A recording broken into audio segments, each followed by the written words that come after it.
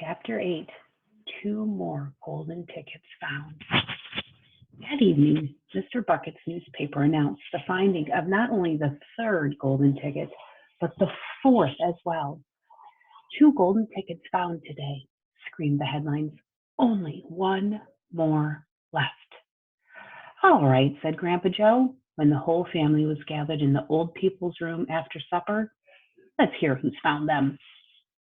The third ticket, read Mr. Bucket, holding the newspaper up close to his face because his eyes were bad and he couldn't afford glasses. The third ticket was found by a Miss Violet Beauregard. There was great excitement in the Beauregard household when our reporter arrived to the interview, the lucky lady. Cameras were clicking and flashbulbs were flashing, and people were pushing and jostling and trying to get a bit closer to the famous girl. And the famous girl was standing on a chair in the living room, waving the golden ticket madly at arm's length, as though she were flagging a taxi. She was talking very fast and very loud to everyone, but it was not easy to hear all that she had said because she was chewing gum so ferociously upon a piece of gum at the same time. I'm a gum chewer, normally, she shouted. When I heard of the golden tickets, these things of Mr. Wonka's, I laid off the gum and I switched to candy bars in the hope of striking lucky. Now, of course, I'm right back on gum. I just adore gum. I love it. I can't do without it. I munch all day on it, except for a few minutes at meal times when I take it out and stick it right behind my ear for safekeeping. To tell you, just to be honest, the truth is, I wouldn't feel comfortable if I didn't have that little wedge of gum to chew on every moment of the day. I really wouldn't. My mother says, it's not ladylike and it looks ugly to see how the little girl's jaw going up and down, chewing like mine all the time. But I agree. And who is she to criticize anyway? Because if you ask me, I would say that her jaws are going up and down almost as much as mine are just from yelling at me every minute of every day. Now, Violet, Mrs. Beauregard said from a far corner of the room where she was standing on the piano to avoid being trampled by the mob. All right, Mother, keep your hair on, Miss Beauregard shouted.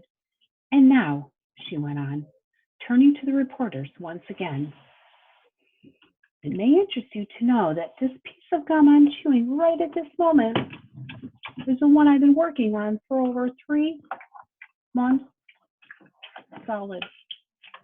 That's a record. Yes, it is. It's been beaten, and it's the record held by my best friend, Miss Cornelia Princemeadow. And was she mad? It's my most treasured possession now, this piece of gum it is. At nights, I just stick it on the end of the bedpost, and it's as good as ever in the mornings. A bit hard at first, maybe, but as soon as it softens up again after I've given it a few good chews, it's so delicious.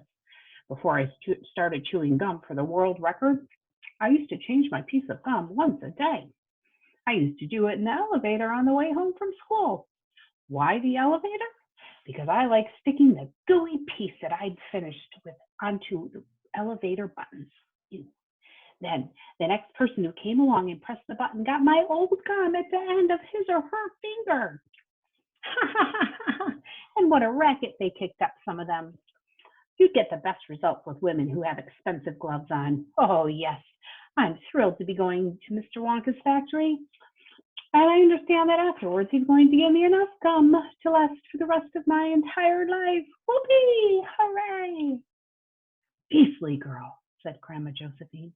Despicable, said Grandma Georgina. She'll come to a sticky end one day, chewing all that gum. You'll see if she doesn't. And who got the fourth ticket, Daddy? Charlie asked. Now, let me see, said Mr. Bucket, peering at the newspaper again. Yes, here we are. The fourth golden ticket, he read, was found by a boy called Mike TV. Another bad lot, I'll be bound. muttered Grandma Josephine. Don't interrupt, Grandma, said Mrs. Bucket. The TV household, said Mr. Bucket, going on with his reading, was crammed, like all the others, with excitement and exciting visitors when a reporter arrived, but young Mike TV, the lucky winner, seemed extremely annoyed by the whole business. Can't you fools see I'm watching television? He said angrily. I wish you wouldn't interrupt. The 9-year-old boy was seated before an enormous television set. Let me show you a quick little picture. There's a picture here. You see Mike TV in front of that television set? Back in those days, that was a very big TV.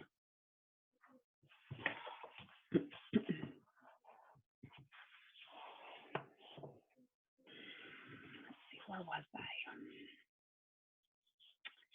Mike TV himself had no less than 18 pistols of various sizes hanging from belts around his body, and every now and again he would leap up in front of the air and fire off a half a dozen rounds from one or another of these weapons. Quiet, he shouted when someone tried to ask him a question. Didn't I tell you not to interrupt? This show's an absolute whiz-banger. It's terrific. I watch it every day. I watch all of them every day, even the crummy ones, where there's no shooting. I like the gangsters best. Those terrific, wonderful gangsters, especially when they start pumping into each other full of lead, or flashing the old stilettos, or giving each other the 1, 2, 3 with their knuckle dusters. Oh boy, wouldn't it? I'd just give anything to be doing that myself. It's the life, I tell you. It's terrific. That's quite enough, snapped Grandma Josephine. I can't bear to listen to it. Nor me, said Grandma Georgina. Do all children behave like this nowadays? These kids we've been hearing about? Of course not, said Mr. Bucket, smiling at the old lady in the bed. Some do, of course. In fact, quite a lot of them do, but not all. And now there's only one ticket left, said Grandpa George. Quite so, sniffed Grandma Georgina. And just as sure as I'll be having cabbage soup for supper tomorrow, that ticket will go to some little beast who doesn't deserve it. And that is the end of chapter